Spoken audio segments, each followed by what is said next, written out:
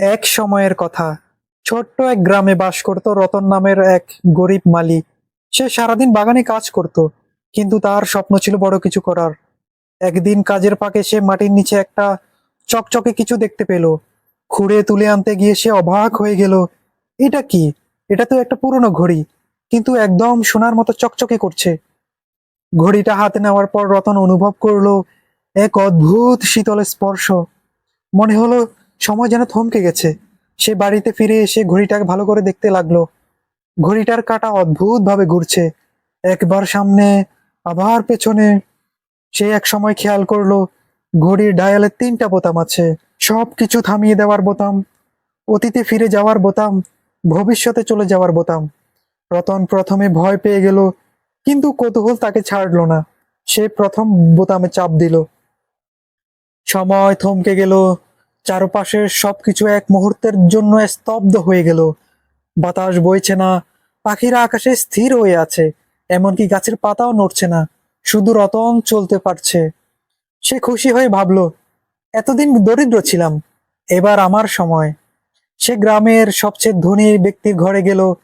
তার সন্দুক খুললো, সোনা দানা সব নিয়ে নিল। দোকান থেকে খাবার নিল। কিছু মানুষকে বোকা বানিয়ে সে অনেক মজা করলো। এরপর আবার বোতামে চেপে সব স্বাভাবিক করলো।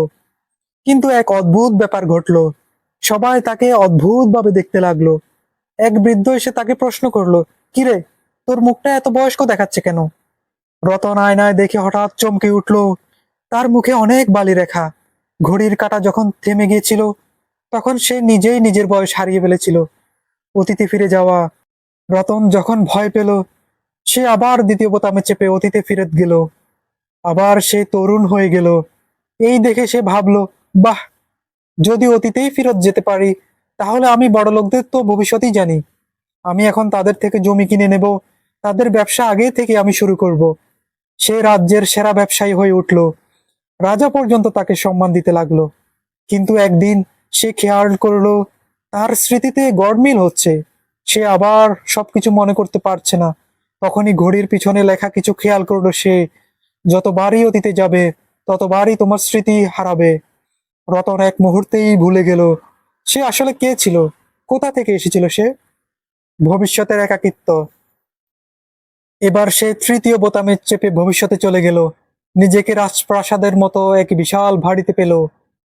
সবকিছু স্বপ্নের মতো লাগছে তার, কিন্তু চারপাশে কেউ নেই।